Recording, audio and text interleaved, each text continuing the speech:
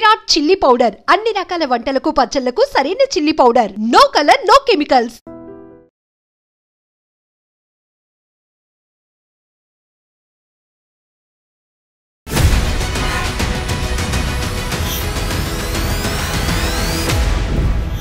మనతో పాటుగా 8+8 కలిపితే 0 అయింది తప్ప రాష్ట్రానికి ఒరిగింది ఏమీ లేదు అనేది ఒక వాదన. ఇప్పుడు వాళ్ళ బాపు ఉన్నప్పుడు యూరియా ఇచ్చింది ఎవరు? నేను తమాషా చేస్తారు.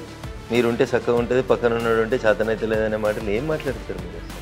అప్పుడు యూరియా ఇచ్చింది నరేంద్ర మోడీ, ఇప్పుడు యూరియా ఇచ్చింది నరేంద్ర మోడీ. అన్ని రాష్ట్రాలకి ఎంత అవసరం ఉందని ఇండియన్ పెడితే అంత ఇచ్చింది మేమే. కాంగ్రెస్ తోటి ఈ దరిద్రం ఉంటే టీఆర్ఎస్ తోటి ఆ భావ దారిద్ర్యం ఉంది.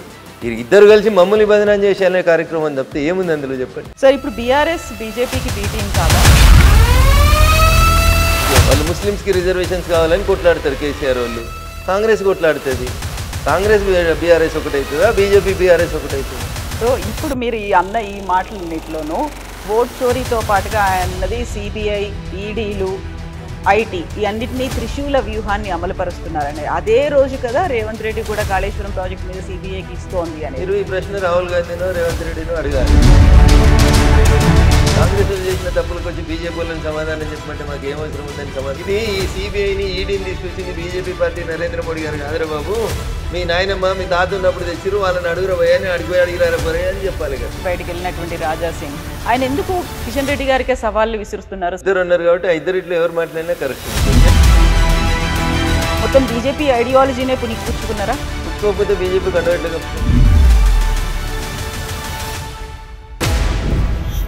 నమస్తే, welcome to I dream inside politics with Kavitha. BJP ఎంపీలు 8 మంది ఉన్నప్పటికీ రాష్ట్రంలో ఎరువుల కొరత ఎందుకని ఉంది? బీజేపీ కేంద్రం రాష్ట్రానికి సంబంధించి నిధులను ఎందుకు ఇవ్వలేకపోతోంది? 53 సార్లు సీఎం ఢిల్లీకి వెళ్ళినా ఎందుకు అపాయింట్మెంట్లు దొరకట్లేదు? రాష్ట్రానికి సంబంధించినటువంటి నిధులు ఎందుకు విడుదల కావట్లేదు? మనతో పాటుగా ఉన్నారు ఎంపీ రఘునందన్ రావు. రఘునందన్ గారు నమస్కారం అండి. సో యూరియా కొరత అనేది ఒక 3 నెలల నుంచి విపరీతంగా ఉంది.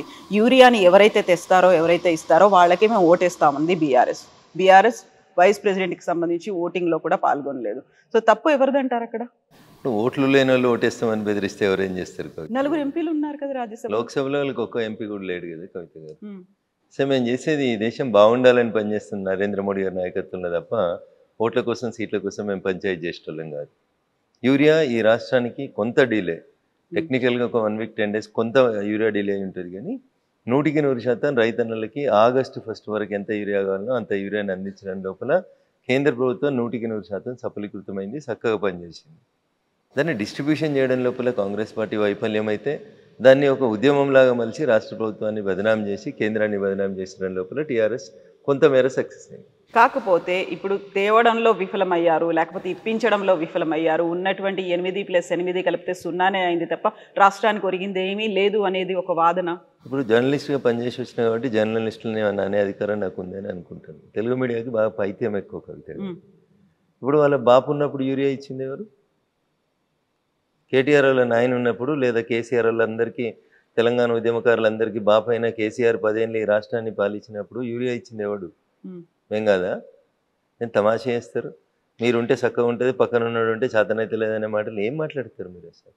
అప్పుడు యూరియా ఇచ్చింది నరేంద్ర మోడీ, ఇప్పుడు యూరియా ఇచ్చింది నరేంద్ర మోడీ. అన్ని రాష్ట్రాలకి ఎంత అవసరం ఉందని ఇండియన్ పెడితే అంత ఇచ్చింది మేమే. దానికి యూరియా ఇయ్యలేదు. దానికి కూడా ఆర్టిఫిషియల్గా వాళ్ళు ఒక ఉద్యమాన్ని ప్రారంభిస్తే రైతులు ప్యానిక్ గురై రోజు లైన్లో నిల్చొని ఇబ్బందులు ఎదుర్కొనేటువంటి పరిస్థితి వస్తుంది. ఇది వాళ్ళు కావాలని క్రియేట్ చేసినారు. కొంత రాష్ట్ర ప్రభుత్వం వైఫల్యం ఉంది, డిస్ట్రిబ్యూషన్ లోపల ప్రాపర్గా చేయకపోవడం. రైతులు పానిక్ కాకుండా ఎక్కడికక్కడ మంత్రులు పోయి సెంటర్లని సందర్శించి ప్రజలకి రైతులకి భరోసా ఇవ్వాల్సినటువంటి కాంగ్రెస్ మంత్రులు వైఫల్యం చెందిరు. వీళ్ళకి అడ్మినిస్ట్రేషన్ మీద పట్టు లేదు. వాళ్ళకి బురద జల్లుట లోపల పూర్తి పట్టు వచ్చింది. వాళ్ళు బురద జల్లుతారు, వీళ్ళు పట్టించుకుంటలేరు. ఇంతే తేడా అందులో. ఇండెంట్ వాళ్ళు పెట్టలేదా లేకుంటే ఇవ్వలేకపోయారా? ఏమైంది అక్కడ? కవిత గారు ఇట్లా భూతద్దాలు పెట్టి ఇండెంట్లు పెట్టలేదా ఏమైతే నువ్వు నెలకు సరిపోయే రేషన్ తెచ్చుకుంటావు. సడన్గా కోవిడ్ వచ్చి లాక్డౌన్ అయింది, ఏం చేస్తారు? భారతదేశానికి అనుకోకుండా ఒక యుద్ధం వచ్చింది, కొంచెం ఇబ్బందికరమైన పరిస్థితి వచ్చింది. ఉన్న దాంట్లో రైతులన్నీ కన్విన్స్ చేసి జూలై 31 దాకా రాని కొరత ఆగస్టులో ఎందుకు వచ్చింది? ఏం చేసింది రాష్ట్ర ప్రభుత్వం? ఎంత పెట్టింది ఇండియా? ఎంత ఇచ్చిండ్రు? నేను డీడీఆర్సీ మీటింగ్లో మా జిల్లాలో పాల్గొన్నాను కాబట్టి చెప్తా ఉన్నాను.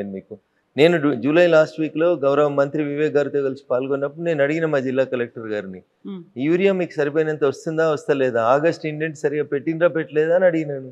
అది రాష్ట్ర ప్రభుత్వం చెప్పాలి. వాళ్ళు ఎంత అడిగితే అంత ఇచ్చినాం. మధ్యలో కొంత పాకిస్తాన్ తోటి యుద్ధం వల్ల ఒక 1 వీక్ 10 డేస్ కొంచెం డిస్టర్బెన్స్ అయిన మాట వాస్తవం. దాన్ని మేము అంగీకరించేందుకు చిత్తశుద్ధితోటి ఉన్నాం. కానీ టీఆర్ఎస్ ఒకటే పనిగా బురద జల్లే కార్యక్రమం పెట్టుకొని 30 మంది పేమెంట్ ఇచ్చేటువంటి జీతగాళ్ళని జర్నలిస్టులకు పెట్టుకొని ఏది పడితే అది చేస్తుంటే ఎవడేం చేస్తాడు కవిత గారు? దానికి కేసీఆర్ ఉన్నప్పుడు యూరియా అయింది. ఆ కేసీఆర్ ఇంట్లో ఫామ్ హౌస్లో తయారు చేసుకొని తెచ్చి రైతులకంతా యూరియా ఇచ్చిండా? మా బాబు ఉంటే మంచిగా వచ్చింది, వేరే ఎవడో తెలియదు. పోయిన సంవత్సరం రాలేదా మరి? ఇదే ఈసారి ఎందుకు వచ్చింది? ఆ డిఫికల్టీని గమనించకుండా రాజకీయ లబ్ధి కోసం పొద్దుగలేస్తే బురద జల్లే కార్యక్రమాన్ని 30 మెడికల్ కాలేజీలు కాదు 30 యూట్యూబ్ ఛానళ్ళకి జీతం ఇవ్వాలని కేటీఆర్ అనేటువంటి జీతం ఇచ్చి చేస్తుంటే ఎవడేం చేస్తాడు దానికి? కవిత గారు ఇబ్బంది జరిగిన మాట వాస్తవం. వారం 10 రోజులు అవస్థ అయిన మాట వాస్తవం. ఆ వారం 10 రోజులు సరిగా మేనేజ్ చేసుకోవడం ఈ ప్రభుత్వానికి చేతగా లేదు అంటున్నా. ఉన్న యూరియాని రైతులకు భరోసా ఇవ్వకపోతే రెండు అవసరం ఉన్న వాళ్ళు వచ్చే పసలు కూడా దొరుకుతుందని 4 తీసుకుంటున్నారు.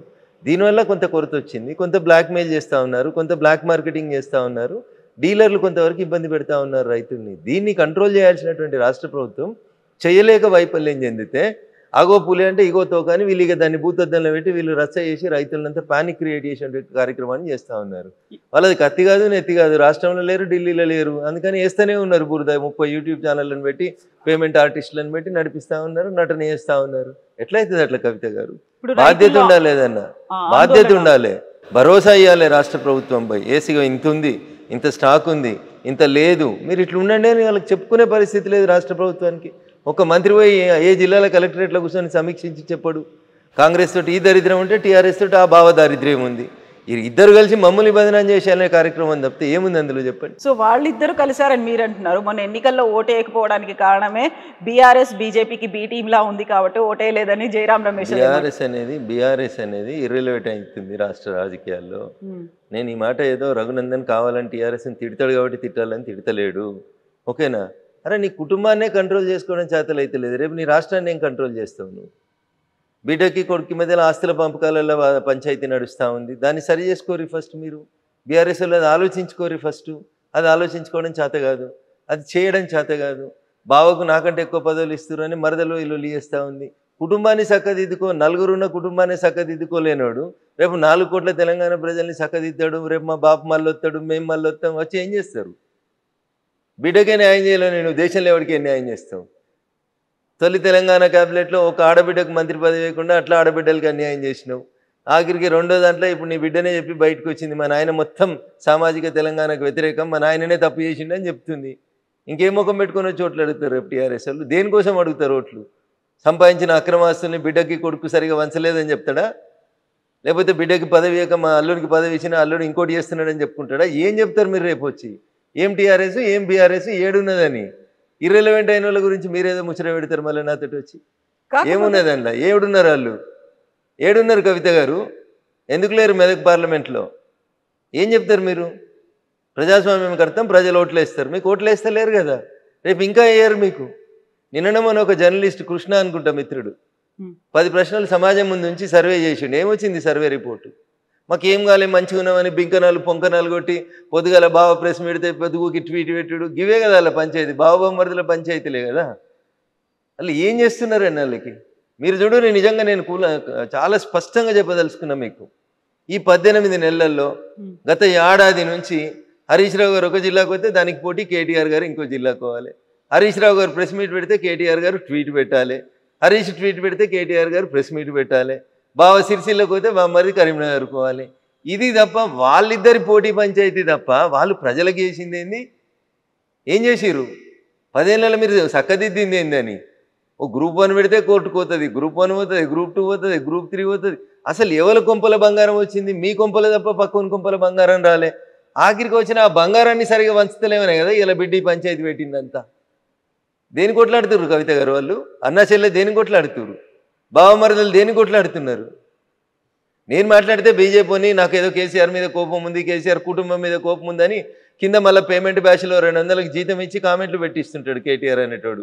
దుబాయ్లో సంస్థలు పెట్టుకొని సంపాదించుకున్న సొమ్ముతోటి. ఆడ కవిత అడిగిన దానికి సమాధానం చెప్పమాను. మీ పతనం నాతోటే మొదలైంది, ఇంకా రేపు మొత్తం మిమ్మల్ని మొత్తం లేకుండా చేస్తాం ఇట్లే చేస్తే. మీరు ఈ పేమెంట్ బ్యాచ్లతోటి పైసలతోటి రాజకీయం చేయకూరు దయచేసి. ప్రజలకు సేవ చేసి గెలువుండ్రి. నీ బిడ్డే నీ చెల్లె చెప్పింది కదా నాయనని మంచిగా చూసుకోమని, చూసుకో. పక్క రాష్ట్రం లేదో అయింది కదా జయలలిత గారికి, అట్లా కాకుండా నట చూసుకో, జాగ్రత్త పడు. రామన్న అని ప్రాధాన్యపడుతూ చెప్పింది కదా, పైసల పంచాయతీ కాదు, ముందు నాయనని కాపాడుకోరు. నీకు నాయనని కాపాడుకోవడం రాదు, చెల్లెని కాపాడుకోవడం రాదు, మా మీద ఇరుసుకపడ్డామనేది యూట్యూబ్ ఛానల్ పెట్టి పేమెంట్ బ్యాచ్లు పెడితే ఏమవుతుంది కవిత గారు? ఇప్పుడు బీఆర్ఎస్ పార్టీలోంచి, అంటే అప్పుడు ఉన్నటువంటి టీఆర్ఎస్ పార్టీలోకి మీరు బయటికి రావడానికి కూడా ఒక కారణం అని చెప్పారు. అదే కారణంతోనే మీరు వచ్చిండ్రా బయటికి? నేను ఏమంటున్నా, వాళ్ళ కుటుంబ పంచాయతీలో మమ్మల్ని ఎందుకు లాగుతారు? మీ పేరు చెప్పారు కదా అక్కడ. పోనీరు, చెప్పేటోళ్ళు చెప్పుకుంటూనే వాళ్ళకి ఎలా అవసరం వచ్చినప్పుడు ఇది చేసుకుంటారు. మనకెందుకు కవిత పంచాయతీ? వాళ్ళ సాగు వాళ్ళు చావనీరు. సో వచ్చినటువంటి రీజన్స్ అన్ని ఏంటనుకుంటున్నారు? ఇవన్నీ రీజన్స్ తోనే నేను నన్ను ఎందుకు బయటికి పంపిరేంది అనేది నేను బయటకు వచ్చినప్పుడు కుండబద్దలు కొట్టినట్టు చెప్పిన. ఓకేనా? తిట్టేకాడికి తిట్టినా, శాపనార్థాలు పెట్టేకాడికి పెట్టినాం, చేసేకాడికి చేసినాం. ఇది కాదు కొట్లాడాలి, వ్యతిరేకంగా నిలబడాలనుకున్నాం. ఏ నోరైతే కేసీఆర్ గొప్పోడు, తెలంగాణ గొప్పదని చెప్పిందో, తెలంగాణ తెచ్చుకుంటందుకు ఆయన ఉపయోగపడతాడని చెప్పిండో అదే నోరు చెప్పింది. వచ్చిన తెలంగాణ నేను దోసుకొని పెడుతున్నాడు, మళ్ళీ ఎవరికి వస్తే వ్యతిరేకంగా కొట్లాడినేమో వాళ్ళకే ఇస్తున్నాడు అని మళ్ళీ కొట్లాడింది ఇదే రఘునందన్ రావు నోరు. మంచిని మంచి అన్నం, చెడుని చెడు అంట. సార్ ఇప్పుడు బీఆర్ఎస్ బీజేపీకి బి టీం కాదా? ఈ ప్రశ్న అడిగేటువంటి రిపోర్టర్లకి మీ క్వాలిఫికేషన్ ఏందని అడగాల్సి వస్తుంది. ఒక రాజకీయ పార్టీ ఇంకొక రాజకీయ పార్టీకి బి టీం ఎందుకు అవుతుంది? ఎందుకవుతుంది అంటున్నా. కేసీఆర్ అనేటోడు ఇఫ్తార్ విందులు ఇస్తాడు, మేము ఇఫ్తార్ విందులలో పాల్గొంటామా? పార్టిసిపేట్ చేస్తున్నారు కదా. వాళ్ళు ముస్లిమ్స్కి రిజర్వేషన్స్ కావాలని కొట్లాడతారు కేసీఆర్ వాళ్ళు. కాంగ్రెస్ కొట్లాడుతుంది. కాంగ్రెస్ బీఆర్ఎస్ ఒకటవుతుందా? బీజేపీ బీఆర్ఎస్ ఒకటవుతుందా? ఎట్లా అడుగుతారు మీరు ఆ ప్రశ్నలో అంటున్నా? ఏ సిద్ధాంతంలో పోలికుంది? మాకు దేశం ఫస్ట్, మా నాయకుడు 24 గంటలలో 18 గంటలు పనిచేస్తాడు, వాళ్ళ కుటుంబం ఫస్ట్. అవునా? వాళ్ళకి 24 గంటలు ఫామ్ హౌసే ఫస్ట్, వాళ్ళకి ఆస్తులు దోసుకోవడం ఫస్ట్, మాకు ఈ దేశం కోసం చచ్చిపోవడం ఫస్ట్. ఇక వాళ్ళకి మాకు బీఫ్ టీంలు ఎట్లయితాయి? ఏం పొంతన ఉంటుంది? ఏం పోలికుందని అడుగుతారు? బీఆర్ఎస్కి ఏం సిద్ధాంతం ఉంది? బీఆర్ఎస్ తెలంగాణ తొలి ముఖ్యమంత్రి దళితుడే, చెప్పిన మాట మర్చిపోవాలి. తెలంగాణ ఫస్ట్ క్యాబినెట్లో మహిళలు ఉండరు, ఆకాశంలో సగం ఆడబిడ్డలు ఎట్లు ఇయ్యరు అంటాడు అవసరం వచ్చినప్పుడు. మళ్ళీ ఆయన ఇలా ఆడబిడ్డలు కనబడారు. రెండో క్యాబినెట్లో బీసీలు ఉంచారు. తెలంగాణ జనాభాలో 185% బీసీలు, ఎస్సీలు, ఎస్టీలు. ఇది జూన్ 2014లో కేసీఆర్ గారు నిండు శాసనసభలో చెప్పిన మాట. ఏడిచ్చిండు మంత్రి పదవులు? 3 బీసీలకితో ఒక బీసీని అర్ధరాత్రి తీసి పారేసిండు. అవునా? ఏమున్నది మరి వాళ్ళకి సామాజిక న్యాయం అంటే? ఏమేదో చెప్తుంది సామాజిక న్యాయం అని మా చెల్లె కవిత. పూలే బొమ్మ పెట్టాలి అసెంబ్లీలో. అరే మీ నాయన ముఖ్యమంత్రి ఉన్న 10 ఏళ్ళు ఏడున్నావు నువ్వు? అంటున్నా. అప్పుడు ఎందుకు పెట్టలే పూలే విగ్రహం? అప్పుడు ఎంపీ నువ్వు, ఎమ్మెల్సీ ఎందుకు పెట్టలే? నాయన నేను పూలే విగ్రహం పెడతాను ఎందుకు పోయి పెట్టలే అసెంబ్లీలో? ఇలా దానికి సంతకాల సేకరణ, ఓ రోజు కోదండరామ్ గారింటికి, ఓ రోజు లేని గద్దర్ గారింటికి, ఓ రోజు ఇంకోళ్ళింటికో ఏదో సంతకాలు చేస్తుంది. ఈ మీద ఉద్ధరిస్తున్న సమాజాన్ని అని తిరుగుతుంది. ఏం ఉద్ధరిస్తుంది? నవ్వుతురు జనాలు. 10 ఏళ్ళు పెట్టడం శాతకాలగాని ఈమె ఇలా పూలే పేరు చెప్పుకొని తిరుగుతుంది. సామాజిక తెలంగాణ అంట. మీ నాయన చేసిందే నువ్వు చేస్తూ ఉన్నావు. ఎట్లా వస్తుంది మీతోటి సామాజిక తెలంగాణ? మాతోటి వస్తుంది కవిత గారు. మేము 170 మందికి ఇచ్చినాం కేంద్ర క్యాబినెట్ లోపల. వాళ్ళు ఇవ్వలే, టీఆర్ఎస్ వాళ్ళు ఇప్పుడున్న కాంగ్రెస్ వాళ్ళు ఇవ్వలే. మీరేమో టీఆర్ఎస్ మా బీ టీం అంటాడు, బీఆర్ఎస్ వాడేమో కాంగ్రెస్ బీజేపీ ఒకటి అంటాడు. ఎందుకు ఒకటైతాం అంటున్నా? మాకు ఎవరితోటి ఏం అవసరం ఉందని ఒకటైతాం? మాకు ఏం అవసరం వాళ్ళతోటి? మా సిద్ధాంతానికి వాళ్ళ సిద్ధాంతానికి పొత్తు ఎక్కడుంది, పొంతన ఎక్కడుంది, సారూప్యత ఎక్కడుంది? 30 ఏళ్ళు దేశాలకి అధ్యక్షులుగా వాళ్ళే ఉంటారు. ఒక పార్టీ ఉంటే ఆ పార్టీకి మొత్తం వాళ్ళే, జీవితకాలం వాళ్ళే అధ్యక్షులు, జీవితకాలం వాళ్ళే ప్రైమ్ మినిస్టర్లు ఉండాలి, వాళ్ళ కుటుంబాలే ప్రైమ్ మినిస్టర్లు ఉండాలి. వాళ్ళతో మాకు పోలికి ఎక్కడిది? టీఆర్ఎస్ వాళ్ళు అంటారు కాంగ్రెస్ బీజేపీ ఒకటి అంటారు. ఎట్లా ఒకటి అవుతుంది? ప్రతి 3 ఏళ్ళకి ఎవరున్నా సరే మేము అధ్యక్షుడిని మార్చేస్తాం, ఎంత పెద్దోళ్ళనైనా కానీ. మ్యాక్సిమం అంటే 2వ అవకాశం ఇస్తుంది మా పార్టీ. ఎట్లయితుంది కవిత గారు? ఎట్లా బీ టీం అవుతుంది బీఆర్ఎస్? ఏ లెక్కన బీ టీం అవుతుంది చెప్పు? ఏ సిద్ధాంతం ప్రకారం బీ టీం అవుతుంది? కాంగ్రెస్ వాళ్ళది నోరా మోరా వాళ్ళు ఆలోచించుకోవాలి. రాహుల్ గాంధీ అంటాడు ఓటు చోరీ అయింది అంటాడు, ఎంపీల ఓట్లు చోరీ అయినాయి అంట. ఏం మాట్లాడతారు కవిత గారు? ఈయన ఇట్లా మాట్లాడతాడు కేటీఆర్, ఆయన అట్లా మాట్లాడతాడు. ఏం మనుషులు వీళ్ళు అసలు? ఓటు చోరీ అవుతుంది అంటే ఏంది? నువ్వు ఎవరిని అవమానిస్తున్నావు? ఎంపీలను అవమానిస్తున్నావా? నీ పార్టీ ఎంపీలను అవమానిస్తున్నావా? నీ పార్టీ ఎంపీలు ఎట్లా నువ్వు చెప్తున్నారు? వాళ్ళు ఆత్మప్రబోధానుసారం వేస్తే వేసి ఉంటారు. అక్కడ విప్పలేదు కాబట్టి వేసి ఉంటారు. దానికి ఎవడు ఏం చేస్తాడు? ఇండి కూటమి ఎంపీలు వేస్తే వేసి ఉంటారు. నీకేంది ఉంటారు? నీకు నియంత్రణ లేదు. నీకు పార్టీ మీద నియంత్రణ లేదు, మీ ఎంపీల మీద నియంత్రణ లేదు, ఎంపీలకు నీ పార్టీ అధికారంలోకి వస్తుందనే విశ్వాసం లేదు. సో ఎవరుంటారు నీతో పాటు? ఎందుకుంటారు? పడవ మునిగిపోతుందని తెలిస్తే ఈత వచ్చిన వాళ్ళంతా పడవలకి వెళ్ళి దుంకి వెళ్ళిపోతుంటారు కవిత గారు. మునిగేదాకా ఎందుకుంటారు పడవలో? ఎప్పుడు అవకాశం వచ్చినప్పుడు అప్పుడు అటు దుంకి వెళ్ళిపోతూనే ఉంటాడు కదా. మునిగిపోయే పడవలు ఏ రాజకీయ నాయకుడు ట్రావెల్ చేస్తాడు? సో ఇప్పుడు మీరు ఈ మాటలన్నిటిలోనూ ఓట్ చోరీతో పాటుగా అన్నది సిబిఐ, ఈడీలు, ఐటీ ఈ అన్నిటినీ త్రిశూల వ్యూహాన్ని అమలుపరుస్తున్నారని అదే రోజు కదా రేవంత్ రెడ్డి కూడా కాళేశ్వరం ప్రాజెక్ట్ మీద సిబిఐకి ఇస్తోంది అని. మీరు ఈ ప్రశ్న రాహుల్ గాంధీనో రేవంత్ రెడ్డినో అడగాలి. కాంగ్రెస్ వాళ్ళు చేసిన తప్పులకు వచ్చి బీజేపీ వాళ్ళని సమాధానం చెప్పమంటే మాకు ఏం అవసరం ఉందని సమాధానం చెప్తాం. ఆ ట్వీట్ చేసినప్పుడు కింద మీరు కౌంటర్ పెట్టాలి. అరే వారి బుడ్డోడా, ఇది ఈ సిబిఐని ఈడీని తీసుకొచ్చింది బీజేపీ పార్టీ నరేంద్ర మోడీ గారు కాదురా బాబు, మీ నాయనమ్మ మీ తాత ఉన్నప్పుడు తెచ్చిరు, వాళ్ళని అడుగురా పోయాని అడిగిపోయి అడిగిరారా పోరే అని చెప్పాలి. గట్లా ఏది ఎప్పుడు వచ్చిందో తెలియని వాళ్ళు మాట్లాడితే ఆ నిమిషానికి ఎవడో పక్క నుండి ట్వీట్ చేస్తాడు. ఆఫీస్లో బ్యాక్ బెంచీల్లో ఫ్రంట్ బెంచీల్లో కూర్చున్నాడు, అంతేగా నేను చదివి ట్వీట్ చేస్తాడా? మరి ఇప్పుడు కాళేశ్వరం ప్రాజెక్టులో సిబిఐ అంటే ఏమవుతుంది అనుకుంటున్నారు మీరు? నాకు తెలియదు, అది ఇచ్చిరో అయ్యలేదో ఏమవుతుందో కాలం నిర్ణయిస్తుంది, చూద్దాం. అది మధ్యలో కోర్టుకు పోయినట్టుంది కదా, కొద్దిగా ఓపిక ఉందాం. సామాజిక న్యాయం, బీసీలకి 42% రిజర్వేషన్లు, ఇదేమవుతుంది, ఎక్కడ దాకా వెళ్తుంది? మేము ఇస్తున్నాం కదా, మాకు అవకాశం ఉన్న ప్రతి చోట మేము ఇస్తున్నాం. కాంగ్రెస్ లాగా ముస్లిమ్స్తో కలిపి ఇచ్చేటువంటి ఆలోచన మాకు లేదు. మేము డాక్టర్ బిఆర్ అంబేద్కర్ గారు రాసిన రాజ్యాంగాన్ని ఫాలో అవుతాం. డాక్టర్ బిఆర్ అంబేద్కర్ గారు రాసిన రాజ్యాంగంలో ఎస్సీలకి ఎస్టీలకి రిజర్వేషన్లు ఇవ్వమన్నారు, కానీ మైనార్టీలకు రిజర్వేషన్లు ఇవ్వమని చెప్పలేదు. అయినా కవిత గారు బిలో 10 ఉంటే మైనార్టీస్ అవుతారు, మోర్ దెన్ 10 అయినాక వాళ్ళు మైనార్టీస్ అయింది, వాళ్ళకి మైనార్టీ రిజర్వేషన్ అయింది, వాళ్ళని తెచ్చి బీసీ రిజర్వేషన్లో పెట్టేటువంటి తెలివి తక్కువ పని అయింది. ఎట్టి పరిస్థితుల్లో కూడా వాళ్ళకి రిజర్వేషన్స్ ఇవ్వం మేము. సో దీనికి చట్టబద్ధత వస్తుంది అనుకుంటారా? రాదు. కోర్టుకు వెళ్తారా? ఏమైనా పోని, వాళ్ళు ఎడికైనా పోని, కోర్టు ఏం చెప్తుంది? భారత రాజ్యాంగాన్ని దాటిపోయి పనిచేయమని చెప్తుందా? రాజ్యాంగం ఫ్రేమ్ ఎంతుంటే గంతల్ని పనిచేయమని చెప్తుంది. రాజ్యాంగబద్ధమైనటువంటి విషయాల్ని రాజ్యాంగబద్ధంగానే పరిష్కరించమని చెప్తుంది.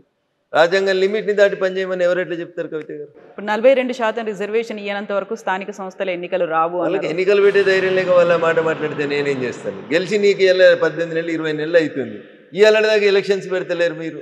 ఇప్పుడు బీజేపీని బదనాం చేసినందుకు కుట్ర, బీజేపీ 42% రిజర్వేషన్లు ఇస్తలేదు కాబట్టి మేము ఎలక్షన్లు పెడతలేమని కుట్ర. రిజర్వేషన్ ఎంత ఉండేది? ముందు ఎన్నికలు అయితే పెట్టి సార్, ఊర్లలో ఊడ్చడానికి జీతాలు లేక ఏడుస్తున్నారు, సర్పంచులు లేక సగం ఊర్లు ఇబ్బంది పడతా ఉన్నాయి, ముందు ఎలక్షన్లు పెట్టుర్రి. దానికైతే పార్టీ గుర్తుండదు కదా. గెలిచిన వాళ్ళంతా మా కాంగ్రెస్ వాళ్ళనే కండువ కప్పుకో, ఎవడొద్దంటాడు తర్వాత నిన్ను.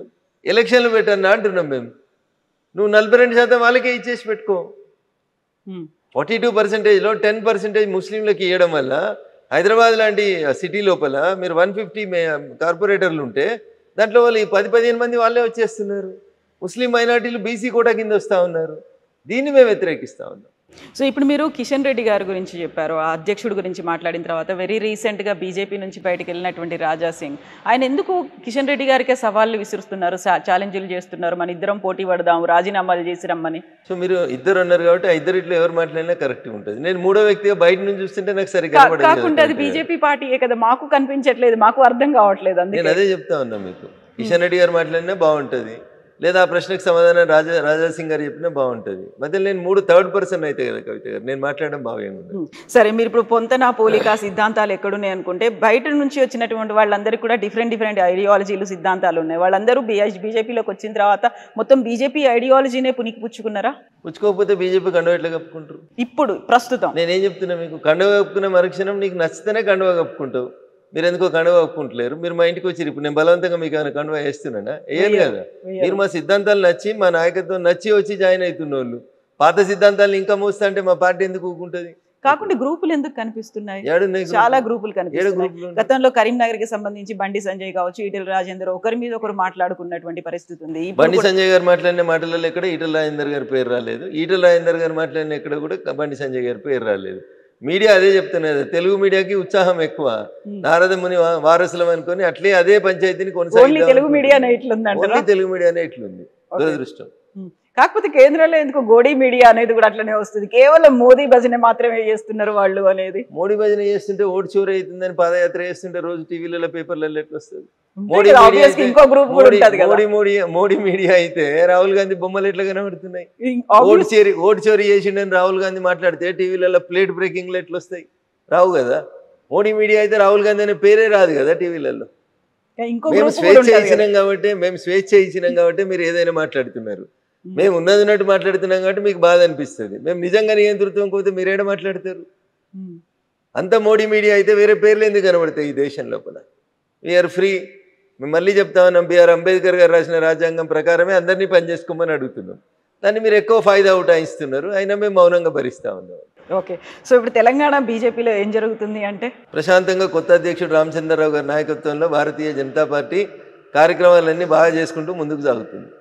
కాకపోతే రాజాసింగ్ ఇప్పటికి కూడా కిషన్ రెడ్డి కావాలనే తన ప్రెషర్ని అప్లై చేస్తూ ఉన్నారు, చేయాల్సిన పని చేసుకొని. నిన్న ఆయన విసిరిన సవాల్లో కూడా ఎవరి పనులను వాళ్ళని చేసుకొనివ్వండి, అలా అయితేనే ఎంపీలు కూడా వాళ్ళ పనులు చేసుకుంటారు అని. మీ పనులు మీరు చేసుకోవడే ఫెసిలిటీ కావచ్చు, ఆ ఫ్రీ హ్యాండ్ అనేది మీకుందా, ప్రెషర్ ఉందా? ఇప్పుడు మీరు వచ్చి నన్ను ఇంటర్వ్యూ చేస్తా అన్నారు, నేను ఎవరికైనా ఫోన్ చేసి ఇంటర్వ్యూ ఇవ్వాలా వద్దని అడిగినా నా అంతా నేను ఇంటర్వ్యూ ఇస్తున్నాను. అది మీ ఇండివిజువల్ డెసిషన్. ఇండివిజువల్ డిసిషన్ ఏముంది, అదే మరి ఫ్రీగా పని చేసుకుంటున్నాం అని చెప్పడానికి చెప్తున్నా. నేను ఇండివిజువల్ డిసిషన్ అని చెప్తలేను. టీవీలోకి ఇంటర్వ్యూ ఇవ్వద్దు రామచంద్రరావు గారు చెప్పలేదు, చెప్తే రాజాసింగ్ గారు ఎట్లా ఇస్తారు ఇంటర్వ్యూలు? ఇయ్యరు కదా. సో ఆయన ఛాలెంజ్లు అయితే విసురుతున్నారు. ఆ తర్వాత గ్రూపులు ఉన్నాయి, సమాధానం గ్రూపులు 100% నాకైతే కనబడతలేవు. మరి మీ అద్దాలు పెట్టుకొని చూస్తే నాకేమైనా కనబడతాయో తెలియదు, నాకు అద్దాలు రాలేదు, ఇంకా నాకు గ్రూపులు కనబడతలేవు. ఓకే, ఈ అద్దాలు గ్రూపుల కోసం కాదులేండి చూడడానికి, కానీ యాక్చువల్గా అంటే ఆ చూపులో ఇక్కడ తేడా ఉంది అని అర్థం. నా చూపులోనే ఉందా? మరి సోషల్ మీడియా, జర్నలిస్ట్ మిత్రులు, సోషల్ మీడియా ఏముంది, అది మీ ఇష్టం ఉన్న మీ చేతిలో సెల్ ఫోన్ ఉంది, మీ నోటికి వచ్చింది రాస్తారు, దానికి ఎవరిని జవాబు చేస్తారు? మీకు జవాబు జరుగుతానని లేదు, నేనేం చేయాలి దానికి? నా ఫోన్ నా ఇష్టం అంటారు మీరు, నేనేం చేస్తాను దానికి? అందుకనే కొత్త చట్టాలు వస్తాయి, వచ్చినాక చూద్దాం.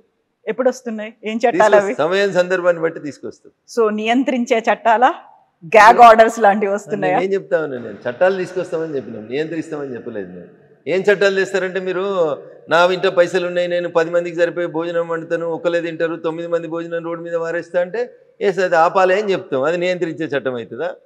నోరున్నది కదా, ఎవరిని పడితే వాళ్ళని రెగ్యులేషన్ అనేది అవుతుంది. రెగ్యులేషన్ తెస్తాం, ఫుడ్ రెగ్యులేటరీ యాక్ట్ తెస్తాం.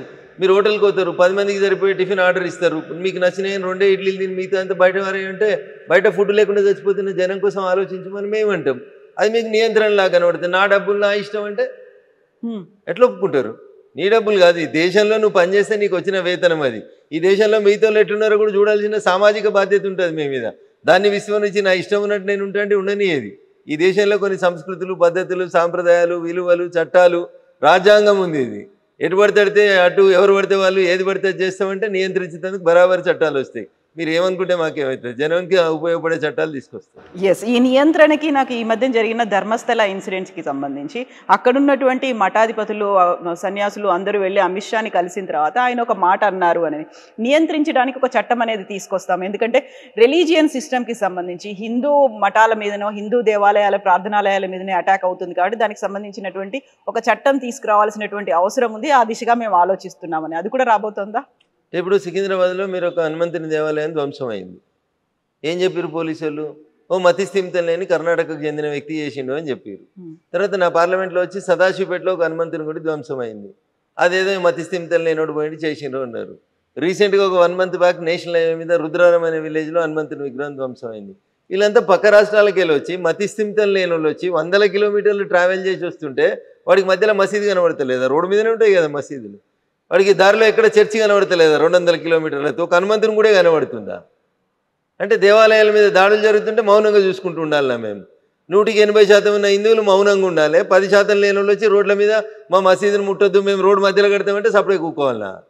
సుప్రీంకోర్టు చెప్పింది కదా, ఏ ప్రార్థనా మందిరం ఉన్నా తీసేయమన్నది. తీసేస్తాం, తప్పకుండా తీసేస్తాం, నిలబడి తీసేస్తాం, నిల్చోబెట్టి తీసేస్తాం సందర్భం వచ్చినప్పుడు. నువ్వు దాన్ని నియంత్రిస్తున్నట్టు తల్లి ఇంకేమంటావు నీ ఇష్టం. చట్టం ముందు అందరూ సమానం అనేది మేము చెప్పదలుచుకున్నాం, చెప్తాం, అదే మాట చెప్తాం.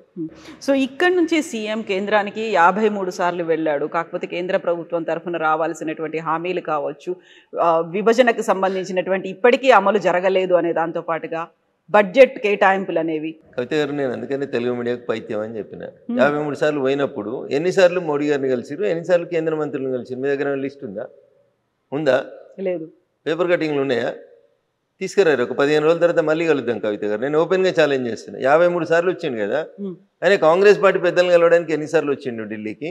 భారతీయ జనతా పార్టీ నాయకత్వంలోని ఎన్డీఏ ప్రభుత్వ పెద్దలను కలవడానికి ఎన్నిసార్లు వచ్చిండు?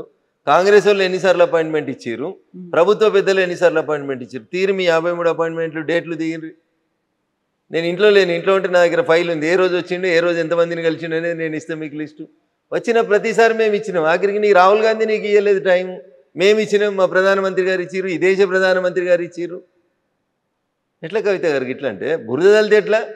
పైత్యం అనే పదం ఎందుకు అంటే గిందుకనే 53 సార్లలో నువ్వు 10-15 సార్లు నీ పార్టీ పని కోసమే పోయినావు. దానికి కూడా కేంద్రానికి పోయినా అని చెప్తావు.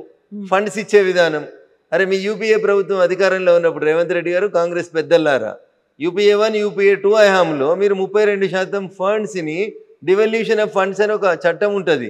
దాని ప్రకారం డెవల్యూషన్ ఆఫ్ ఫండ్స్ ప్రకారం కేంద్రానికి ఎన్ని రావాలి, రాష్ట్రాలకు ఎన్ని రావాలని ఫండ్స్ పంచుతారు. 32% పంచేటోళ్ళు మీరు.